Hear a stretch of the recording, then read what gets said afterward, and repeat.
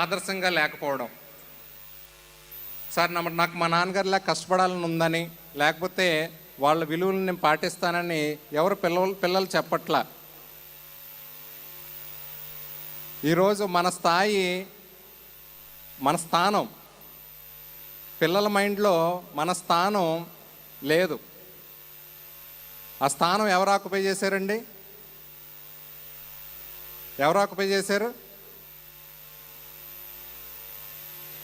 చెయ్యెత్తుతున్న చేతిలో cell phone చూపిస్తున్నారు. ఏం ఆక్యుపై చేసిందండి? Cell phone. పిల్లలు చెప్తున్నారు చూడండి, ఫోన్ అని. ఫోన్ ఎలా అయిపోయిందంటే మనకి ఒక శకుని మామలాగా తయారైంది. శకుని తెలుసు కదండి, మన పక్కనే ఉంటూ మనల్ని ఏదో పైకి తీసుకువెళ్తున్నట్టు బిహేవ్ చేస్తూ మనల్ని నాశనం కోరేలాగా సెల్ ఫోన్ తయారైంది. సరే, పిల్లలది తప్ప అంటే కాదండి. మనం వాళ్ళ ఆదర్శంగా చూసే స్థానంలో మనం లేము. ఎందుకంటే మనం ఎప్పుడు చూసినా పేరెంట్స్గా మనం ఎలా ఉన్నాం చెప్పండి. భర్త భార్య ఉన్నారండి, రోజు మార్నింగు ఏం చూస్తున్నారు చెప్పండి ఒకసారి. లెగ్గానే భర్త భార్య మొహం చూస్తుందా, భార్య భర్త మొహం చూస్తుందా, లేకపోతే వేరేదేమని చూస్తున్నారు చెప్పండి ఒకసారి. వెంటనే కళ్ళు మూసుకుని ఇలా వెతుక్కుంటాం. నేను కూడా ఉన్నానండో అందులో. ఇలా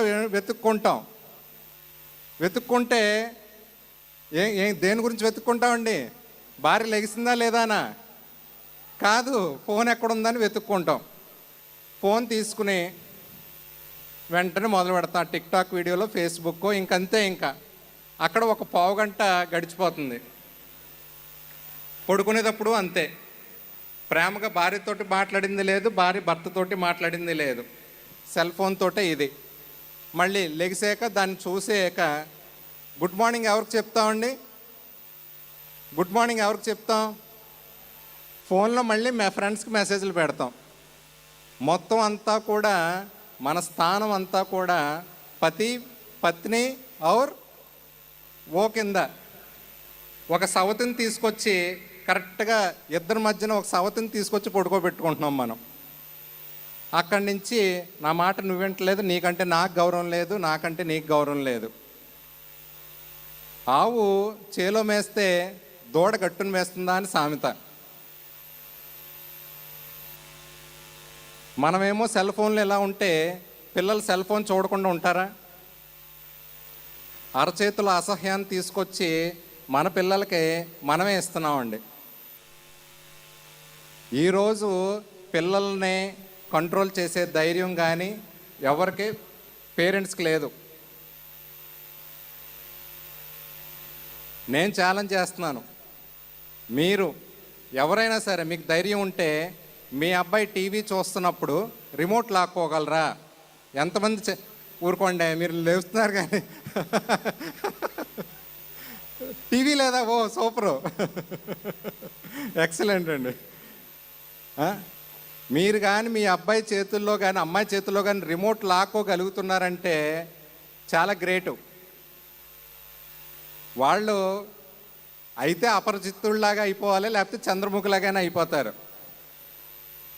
పిల్లలకి ఇంకా ఎల్కేజీ యూకేజీ పిల్లల్ని చూస్తాం కదా, భోజనం ఎవరో కూడా ఇంతకుముందేంటి అందంగా బయటకు వచ్చి గ్రౌండ్లోకి వచ్చి ఆరు బయట చందమామను చూపిస్తూ అదిగో చందమామ ఇదిగో నక్షత్రాలు అని చెప్పేవాళ్ళు.